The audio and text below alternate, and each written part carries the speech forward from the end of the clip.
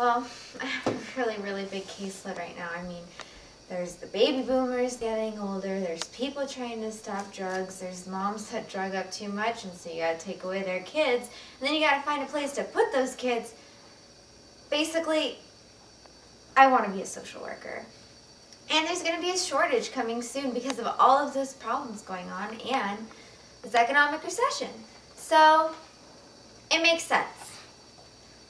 Now, before we talk money, let's talk wardrobe. Now, if I were a community social worker, I would typically wear something like this. So, pencil skirt, some flats in case I gotta run around, and sometimes my hair pulled back. Now, as a community social worker, you sometimes have to have police backup and assistance to help you in some of your work with displaced children and whatnot. It can get pretty dangerous. Now, if I were to work in a hospital, I would wear a lab coat, and I know that doesn't really make sense. Why a lab coat?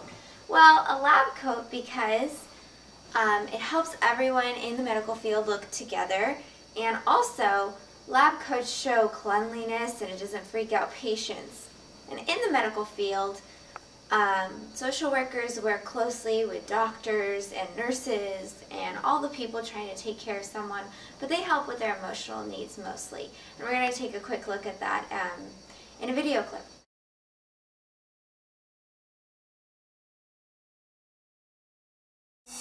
Reaction, observation, communication. Any questions so far? We are doing this because Chief Shepherd suggests we brush up on our patient sensitivity skills. That's why. And it just so happens this morning was a very good time. Besides, half of you were raised by wolves. Reaction. Keep your face impassive, whether prompted by a patient's appearance or lab results. Facial expressions of surprise, concern, disgust, etc. can be counterproductive. Jokes. Don't make jokes about patients. Not in front of them, not even in private. Yang. What if the joke is really funny? It's not.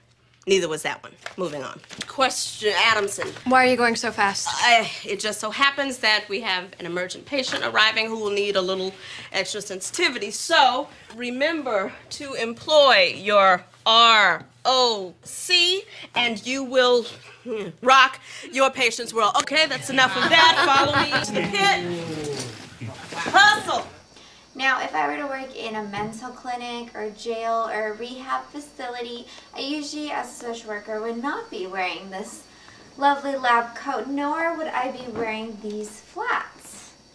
Unfortunately, when things get crazy and hectic, it is time for the lovely athletic style of shoe. You need to be quick and light on your feet, and also, you cannot assume that a client in a different mental state will understand what he or she is doing.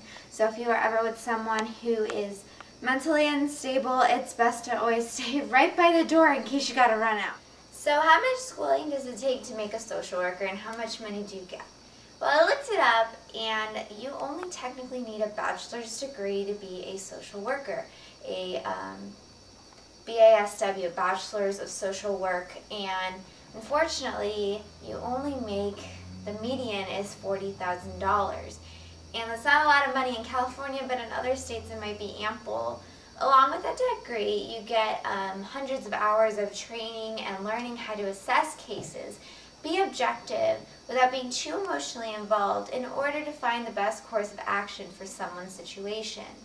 If you get a master's, you can make up to around 70 is the median, and you also receive hundreds and hundreds of hours of training and of supervised case assessment, and also you can get a PhD and you can make up to over $100,000. And that's not a ton of money, and you won't be a millionaire, but if you have a giving heart and you want to help others, then it's a great job, definitely. And also, social workers can become a therapist. They can do 2 years or 3,000 hours of supervised clinical training, and they can be therapists and do individual therapy, group therapy, and it's usually a lot cheaper for people in the community. So we're gonna watch a quick clip from 28 Days and see what group therapy is like. Your sentence was for 28 days of rehab or jail time. We carry our own bags here. They sit in the Sheridan. Smile! Everyone, this is Gwen. I'm thinking booze. Painkillers. I have to pick just one. So what's the deal here? People actually get stuff? You know, if your counselor catches you using, you can get kicked out of here. I don't plan on discussing it with him. Too late.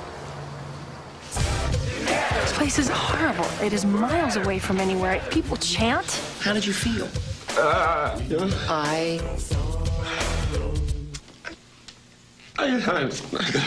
Okay, that's a good start. It's a good start. It's really sort of helped me stay sober off and on. This could be your liver right now. Do you have plans for dinner? My name's Gwen. I'm an alcoholic. Sandra Bullock. Don't let them tell you there's something wrong with you. You're fine. I don't feel fine. Of course you don't feel fine. You're in deliverance country surrounded by a bunch of sober freaks. In the story of a woman. I don't need your help. That's not what your neck sign says.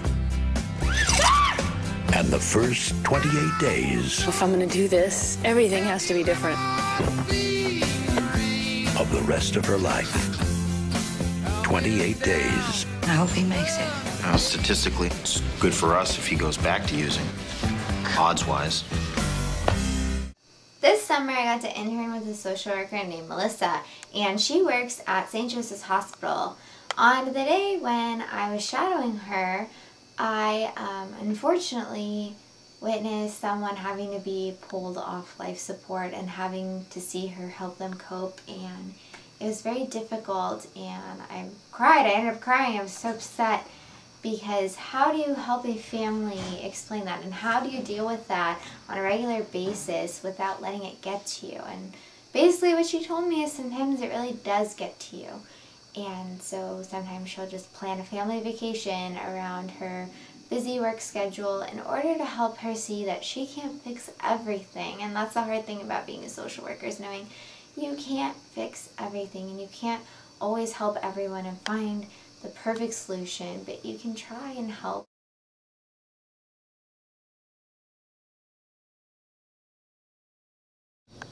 Hey guys, I'm here with my dad, Rob Siquitos, attorney at law, and he's going to tell us a little bit about how social workers are involved in the courtroom. Social workers, I think, contribute in two principal areas in the courtroom. As lawyers and as judges, we're trained in the law. We're not trained as social workers. So social workers lend their experience and expertise in providing information upon which the court can decide a matter. So in plain terms, they know what we don't know, and they tell us and instruct us and direct us in areas we don't know with their training, their experience, and it's helpful in different types of matters. Secondly, social workers are advocates for people that, for lack of a better term, are voiceless.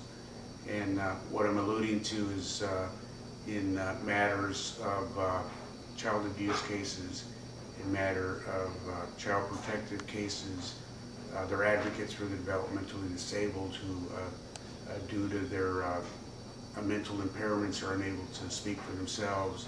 They're advocates for the elderly, who also may have an inability to be advocates and to voice their needs and their desires.